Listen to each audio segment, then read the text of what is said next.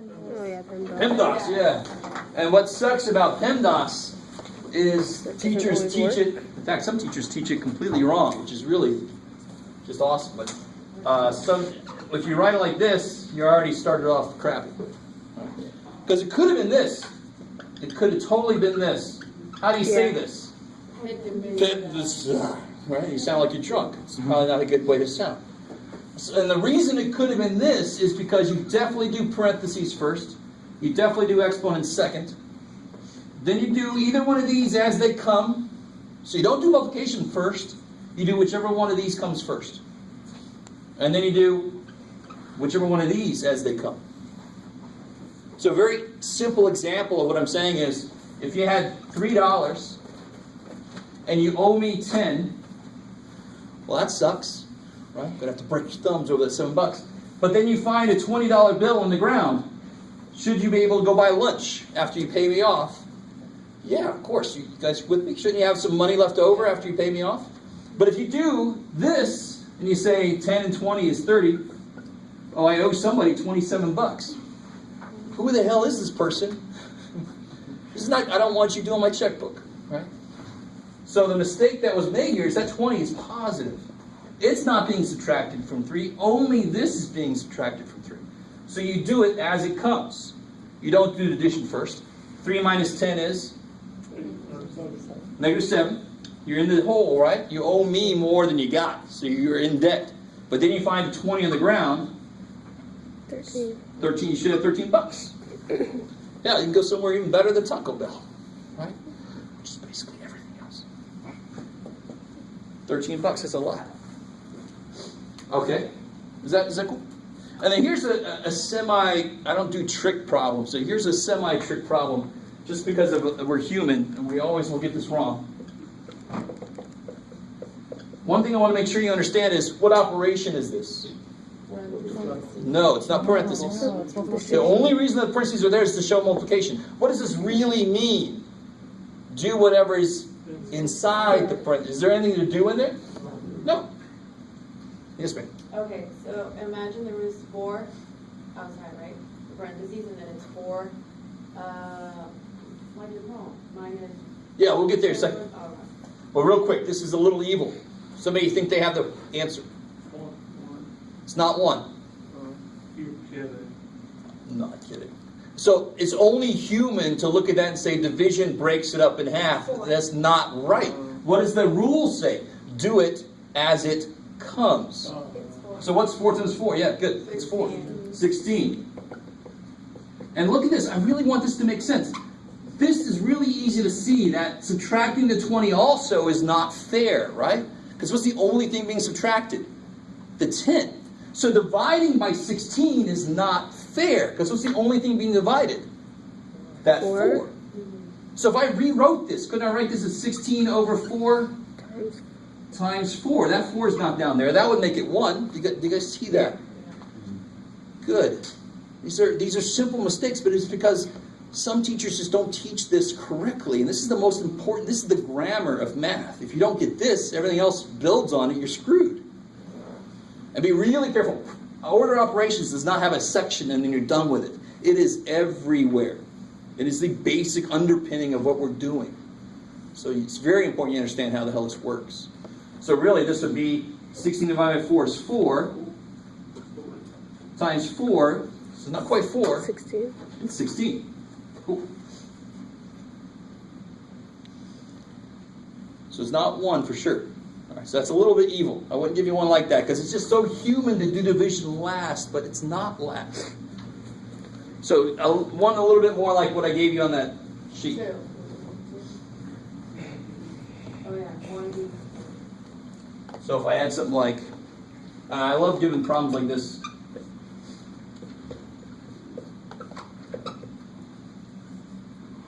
Let's see, that would be evil, Jeff. That's not good. 3. So the first mistake people make is they'll put an 18 here. That's no good. Multiplication does not come before division. You do it as it comes. So that would come before that. You guys see that? So don't immediately go there and say that's 18. No, that's no fair. I'm divided by 9, not 9 and 2. Yeah? It's pretty much like I You do as it comes, right? Exactly, it's the same thing. But it's just so, for some reason we see this and we think that comes first. It would only come, last. It would only come last if I wrote something like this. Right? Wouldn't division come last there? But that's because it's a big bar. If I wrote this in this form, what would it look like? It would look like this. I'd have to write it like this. And in fact, if you put this in your calculator, you'd have to put it in there like this. Because our calculator does not have eyeballs yet. Right? Maybe the TI 3000 will, and then one more step and it's freaking Arnold Schwarzenegger all dead. Right? So that's the okay. Let's not calculate. Tell me the answer. Screw you. I'm taking this world over. Shit. But we see this big bar, so it separates top and bottom. If I write it in one line, I've got to separate top and bottom with parentheses. And that's the only reason division would be last here, is because parentheses makes that shoot to the first thing, right? P. And what's the saying here, by the way? Please excuse my dumbass son. Oh, dear Aunt Sally. Whichever one sticks in your head. If you have a son, if they're a certain age, they're always dumbasses, so you can kind of associate with that. All right. Sometimes they don't get out of that phase. Okay. So to do this problem, what would I do first? Yeah, inside parentheses first. What I always get is somebody does 1 minus 16 or something like that. What are exponents based on? What operation are exponents based on? Multiplication, kick ass. So they will not play well with addition or subtraction. You can't just distribute them. You with me? So real quick, little side note. Real quick. What are coefficients based on? Now don't say multiplication. What does this really mean? 2x is doing what? I know you're going to say 2 times x. But this really means 2x is doing what? Adding. Isn't this x plus x? Coefficients are based on addition. So, is this easy? Hell yeah, right? What would this be? 2x plus 6. See, they play well together because coefficients are based on addition. But what's an exponent mean? Multiplication. Yeah, this would be x times x. So what's this? You'd have to write it twice, FOIL it. Why is it so complicated? Because exponents are not based on addition. They will not play well together. Do you guys see that? So you have to understand, well, why is it easy here and hard there? Why can't I just do the same thing? Because you're not using the same operations. They're not defined the same way. You kind of with me? Yeah. So the same way x squared is x times x, x plus 3 squared is x plus 3, x plus 3. And then you know what to do.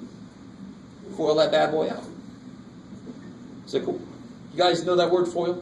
Yeah. To tell you honestly, I hate that. But it's fine. But mnemonic devices sometimes get in the way. If I put one more term in there, if I make it this, like the problem that's on there, does FOIL work anymore? Now it's like, Wait, you would have. I have the middle first and the middle last, and I've got some more letters in there, right? So it's really just repeated distribution. You just distribute each one. You don't need FOIL. You don't need a mnemonic device. It's just distribute however many things. Take it one at a time. You guys kind of with me? I'm not totally against mnemonic devices, but that's one that just gets in the way. You don't even need it. It's a very simple idea. Distribute. Easy. Maybe. You guys cool? Okay. So let's actually finish that one. Let's see. What's the next thing to do here? Yeah, exponents here, right? So I get 2 minus 3 times 9.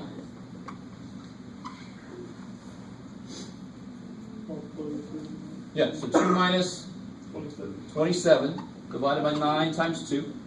2 minus 3 times 2. 2 minus 6.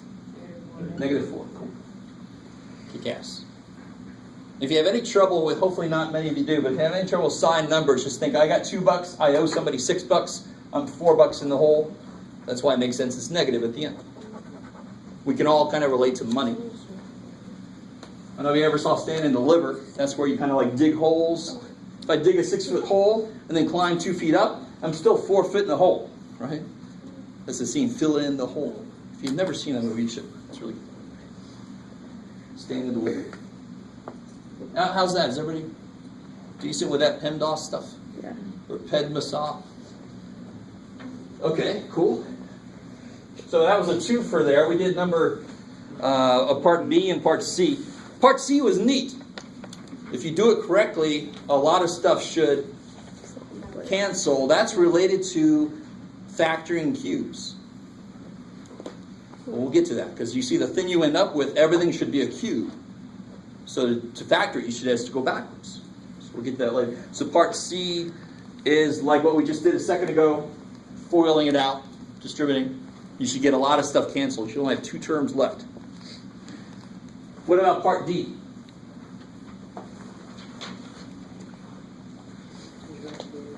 You have to bring the. Yeah, what does a negative power mean? You have division. What's, well, careful. What's x to the negative 2? I know this. Shoot, let me just do this one. Beautiful. Yeah. Those 2 x's would flip down. Negative powers mean flip. Yeah. Right, 4-letter word starts with F, you can say in mixed company.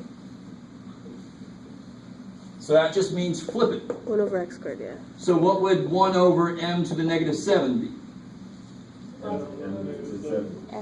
M to the 7. Don't go 1 over m to the 7th. That would actually be that still, but good God, I don't want to look at that. So basically, the real idea is if it doesn't like it on top, it'll be happy on the bottom. If it doesn't like it on the bottom, it'll be happy on the top. Do you guys see that? That makes it very kindergartnery, but it's easy to remember then. And why does it make sense that negative exponents being flipped? If I do, what is this? X to the 8th times x to the 7th. X is 15. Good. So when I multiply like bases, I add their powers, right? If I have 8 x's in a row, 7 more x's in a row, I now have 15 total. So that basic property of exponents, just let that be simple. This is going to freak you guys out. Do I have an 8 or 7 in there anywhere? No. No, I don't. I have 8 x's and 7 x's. There's not a number 8 there anywhere. There's not a number 7 there anywhere. These exponents just keep track of how many of these there are. So that, of course, there's 15 total. So if I do x to the 8th times x to the negative 2,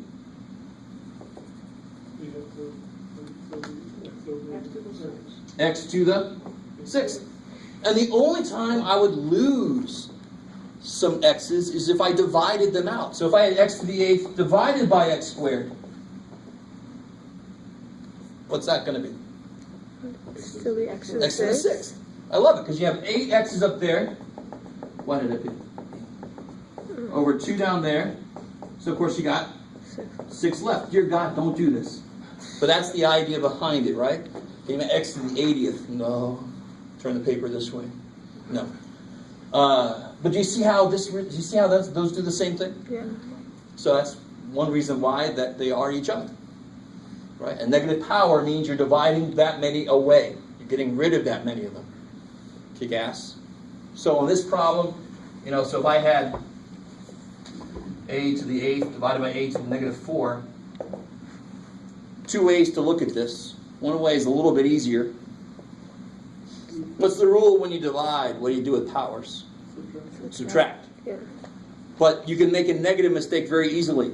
Right? You got to do 8 minus negative 4. Remember that becomes plus, blah, blah, blah. It'd be so much easier that if I just take all my negative stuff and move them to the other side. Then I won't make negative mistakes. What will I have then? These 8, do they move? No. Why don't they move?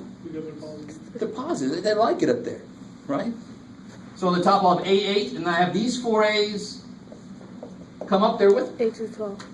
Because the negative power means flip. They don't like it on the bottom. They want to be up top. So that's 8 to the 12th. Kick ass. And of course, what is 8 minus negative 4? It's 8 plus 4, which is 12. But it'd be so easy to make a negative mistake in your head. So in that problem on part D, we'll just go ahead and do this one. Why not?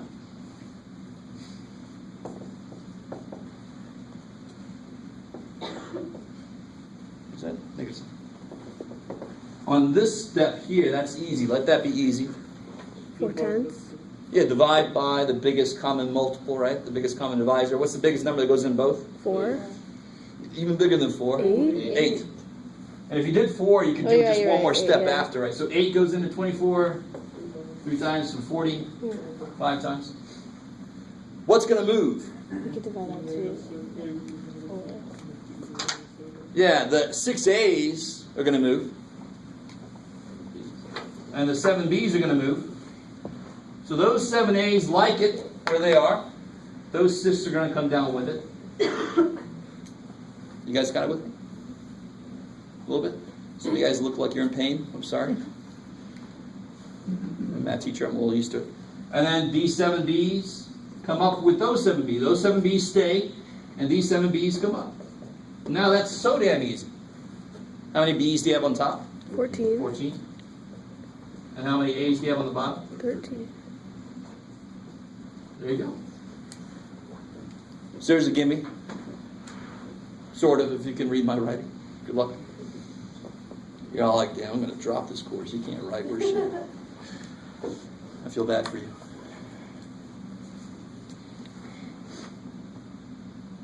All right. The most important thing here is always, does it make sense? If it makes sense, you're not memorizing. You're just like, oh, that's what I do here, because that's how it works, because that makes sense. What I always get is somebody doesn't understand why the 24 didn't go down.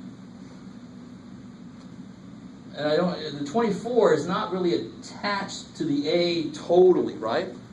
I can divide it away. What's being raised to a negative power is just the A. 24 is being raised to what power?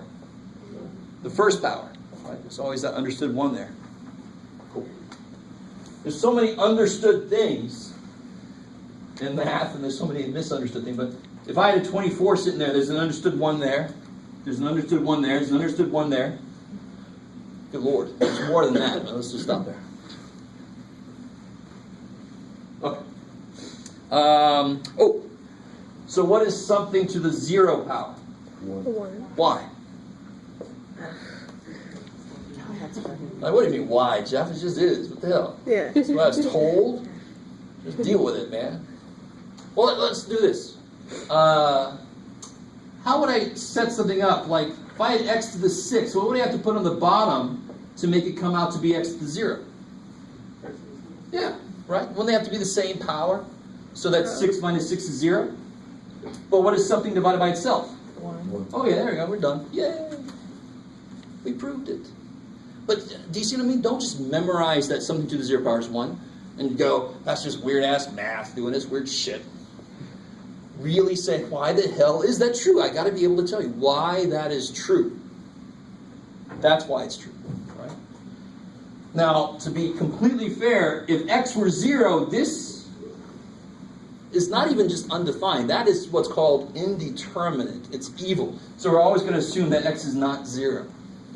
If x is 0, 0 to the 0 power is freaky. Calculus 2 is where you really handle that. Hello. So we're going to leave that one alone. But anything besides 0 to the 0th power is 1. So what's negative 3 to the 0? 1. 1. Right? Anything besides 0 to the 0th power is 1. But what's the difference between that and this? That's negative 1. Beautiful. Because what's being raised to the 0 power here? The 3. The 3 is. And there's a negative in front. So what's 3 to the 0? 1. So then this is negative 1. Right? So I'm not picking on anybody. I'm sure somebody else did this. But if you put this in your calculator, it's going to tell you this because the calculator knows order operations. It does exponents before multiplication. That negative in front is multiplication. You guys know that? Because there's an understood 1 here. This is negative 1 times 3 to the 0. So it's going to raise that to the 0 power and then multiply by negative 1. So if you want this, you've got to put that in. You guys with me? Because I always have people, I always wonder how many people do this and then never say anything to me and just totally don't believe me. They'll put in the calculator this, and the calculator says this. And they'll say, Jeff, you said anything you square should come out positive, any real number. Like, yeah, it is. And then they silently go away and they say, that guy doesn't know shit. Well, what's wrong with that? That's right. That is correct. But it doesn't make what I said wrong. When you square a real number, it will come out positive. What are you squaring? The 2. So that's 4 with a negative in front. But if you squared negative 2, Of course, the answer is positive 4, right? Kick ass. All right, good, good, good. All right, just a little bit more. We'll take a break. You can see you guys kind of waning a little bit.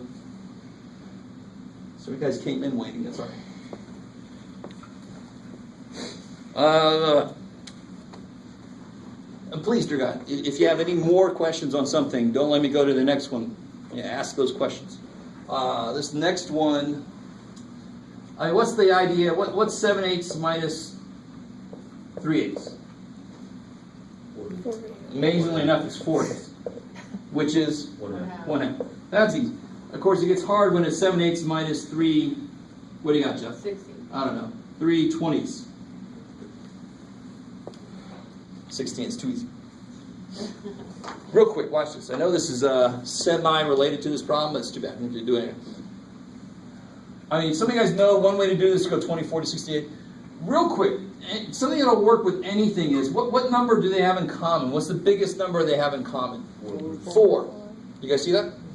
8 is 4 times 2. 20 is 4 times 5. So what's he need that he's got? Do you guys see that? So if I give him a 5, the bottom becomes 20 times 2, 40. Right? Some of you guys should be able to see 8 and 20, it would be 40 LCD, would it? But if you get two numbers you just can't tell what it would be, you break them down. What's the biggest number they have in common times whatever makes it them? So what's he missing that he's got? 2. So now I get 35 over 40 minus 6 over 40. Easy, right? One reason I really love this method is when we get to problems, now why is F easy compared to what we just did between these two problems? This is one problem, this is another problem. Because the denominators were the same? The denominators are the same. Can you imagine if I have variables on the bottom and the bottoms are not the same? Yeah. Then finding an LCD with variable expressions, hello. And the way you do it is you do it exactly like this. One thing I'm going to continuously say in this class is variables are what? What are they? What are variables besides evil? They're numbers. They're numbers, cool. So whatever the hell numbers do, variables must also do. So if I can add, subtract fractions that have numbers on the top and bottom, I can add, subtract things that have variables on the top and bottom. They have to actually work exactly the same, believe it or not. So on this problem, this is not too bad. Might as well do this one too. There's one little twist at the end you got to be careful about. Sort of like this here. You always, when you have fractions, what's the last thing you check? See if it can factor reduce. I love it. So how do you do this? They have the same denominator, so I would just get 3x minus x. Yeah, 3x plus 2 minus x. I can just slap them together, right? Now, for some reason, when we start throwing variables in there, I get people that do this. Why would the person do that? Because they say there's 2 of them, Jeff. Right? But no, that doesn't make any sense. If I have 7 8s minus 3 8s, I get 4 8s, not 16s. Right? Where the hell? I don't have any 16s. Where are you coming from with that shit? Right? So here I have 3x of these plus 2 minus x of these is 3x plus 2 minus x of these, right? The bottom doesn't change. Just because variables are there doesn't mean things change. It can't. Variables are numbers. They have to act the exact same way that numbers do. And then, of course, to simplify this, what do you get? 2x plus 2. Now, if you stopped here, you're halfway there. Factor out the 2, right? Good, beautiful. On the top, you can take a 2 out. And then what happens? Yeah, bam. So watch this. I want to show you something that not a lot of teachers show people for some reason. I've noticed here recently, more and more students tell me they are showing them this, which is good. What is x? Good, it's variable, so it's any number it wants to be, right? Why is it not some specific number here? Because this is not an Multiplication? equation. Oh, equation. If it was an equation, it might have to be a specific number to make it true. This is just an expression. X can be anything I want it to be except what? What's the one thing x cannot be in this expression? 0? It's a negative 1. The bottom can't be 0, so x can't be negative 1. Oh, yeah. Do you see that? If I let x be negative 1, these both freak the hell out. So pick a number that's not negative 1. Tell me. 2. Okay, all right. Let's try. If I let, really, everything I'm about to do is extra. You never have to do what I'm about to do. It's really good to do it and see it once. So this is the answer. This is done. This is Jeff's extra weird shit. If I let x equal 2, why did I let x equal 2? It's the first number I heard. Why didn't you make it 7? Make it 7. I don't care. Right? Make it any damn thing except negative 1. But if x were 2, what is this? 6 over 3 plus 0 over 3. 6 divided by 3 is 2 plus, what's 0 divided by anything? 0. 2. I got 2. Anything you make x, the answer will be 2. If you make x 38.739, you probably wouldn't. But if you did, and you did the work like we just did, you'll get 2. You guys see that? So that's what we just did. When you do this problem, it's harder than normal because you just did an infinite number of problems. Do you guys see what I'm saying? Because what could x be? Any damn number you know, and even the ones you don't know yet. Right? There are numbers you don't know yet. So this is an infinite number of problems you just did. So of course it's going to be a little bit harder. You guys kind of with me? It wasn't even that hard, really, but it was certainly harder than the first problem I had up here. Don't take that personally, by the way. I always say maybe. Don't take that personally. Some students take that personally. I'm just hoping that that idea got across. That's all I'm doing. It's a habit. I can't stop. Okay.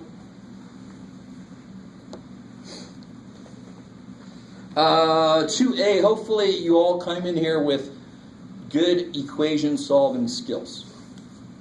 I'm going to assume you did, because that's the most important thing to get out of even 88. And then 90 just reinforces that. You should be equation solving monsters. Just kill any equation you come across. So 2A should not have been a big problem. You should have gotten 3. Just to let you know. Good. 2B, I wanted to give you one of these. And I showed somebody this example. If I had a problem like this, how would you solve that?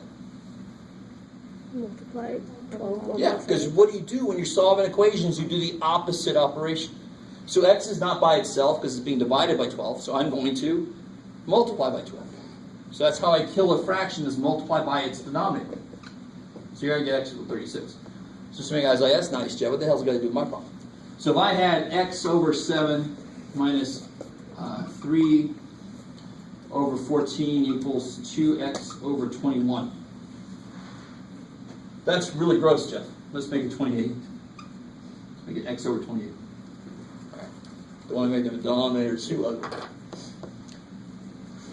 What I would suggest, there are other ways to do this problem, but the easiest way to kind of do this is first make all the denominators the same, and then multiply by a smart number. I'm allowed to multiply both sides of an equation by anything you want except 0.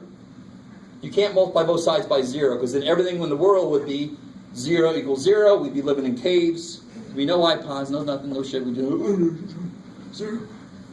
That would be bad. So how do I make this? What's the LCD going to be? 28. So what's he need? 4. What's he need? 2. And you don't need nothing. So now I get 4x over 28 minus 6 over 28 equals x over 28. And a lot of people kind of stop here. They're like, I don't know what the hell to do. But again, it's an equation. Be really careful. The minute you're shown that you can kill fractions, you want to kill all of them. Yes. No, but the only reason I'm allowed to do that here is because it's an equation. It balances out when I multiply by 28.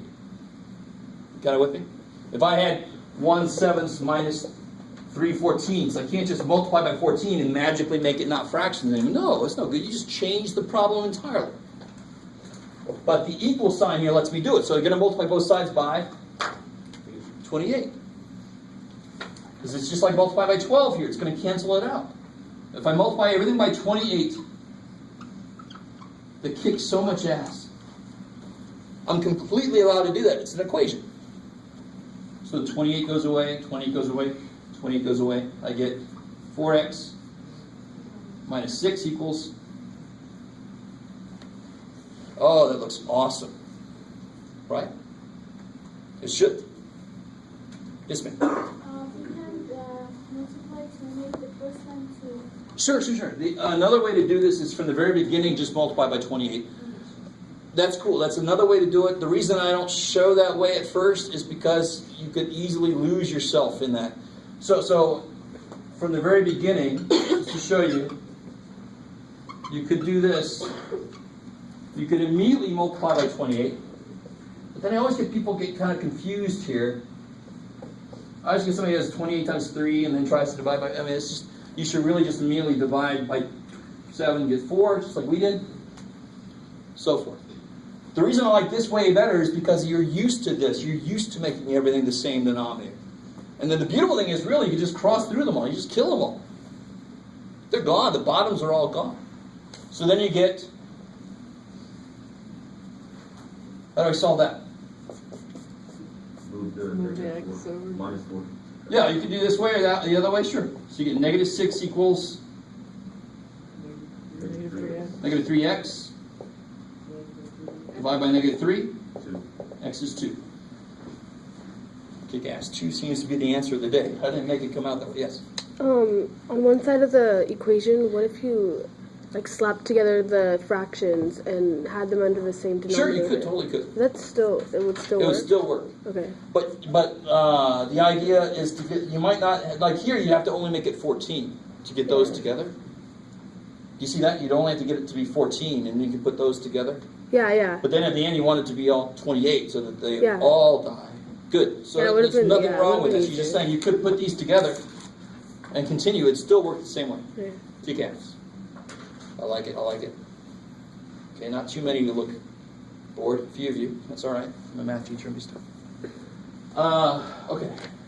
So that was one like 2B. Number 3, there's basically 2 ways to do that. The graphing problem. You could either put it into a certain form. What form would that be? Y equals mx plus b. Beautiful. Slope-intercept, mx plus b form, right? Because then you know the y-intercept and you can count the slope, the rise, and the run.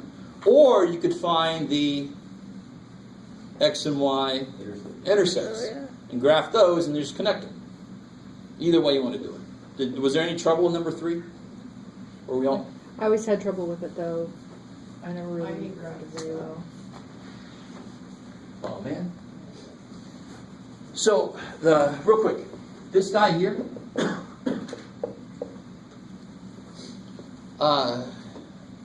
Any change I make in x, so for example, if I had y equals 3x plus 1, let's make a little table of values real quick. This is kind of cool. If I let x be 0, what do I get?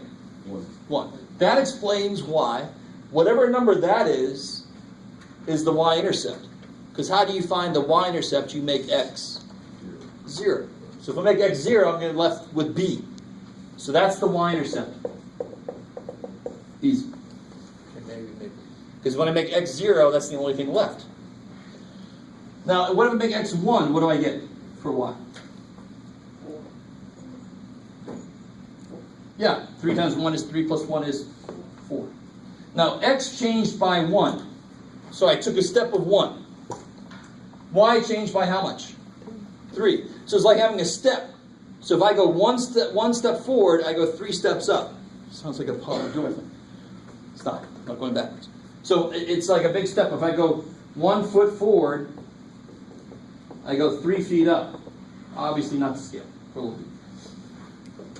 So that's why physically it's slope. That number, whatever this number is the amount that y changes by given a change in x. So if x changes by 1, y is going to change by this times that. If x changes by 1, y changes by 3. It's like an amplifier. 3 times. Y is 3 times the change in x. So if I move over 1, I've got to go up 3. How are we doing so far? Where do I start? What point do I know is on here? 0, 1, right? So I'll be right there. So if I go from here, if I go up 3, because when I go over 1, when I let x change by 1, y changes by 3. And what point is this? 1, 4. Which is that point right there, right? So if I want one more step, if I put a 2 in there, what do I get? 7, which is 3 more than that. So this number just captures the really basic quality of this line. That 3 means every 1 step over, 3 up. Every 1 step over, 3 up. That's what keeps it a straight line, right?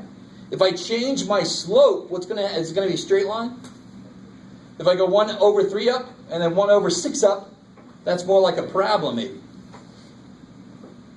A straight line slope never changes. But if I have a slope that changes, it's like 1 here and then 6 there, that's a curved line. So if the slope stays the same, it's straight. If my slope starts to change, now it's curved. Does that do you guys see that? That would be getting into calculus. All calculus does is it says, all right, if it's curved, let's figure out what the slope is everywhere. For a line, it's easy. What's the slope everywhere? 3. Done. But the minute I put a square in there, oh shit, now the slope is changing. Every step I take, the slope changes. That's why it's curvy.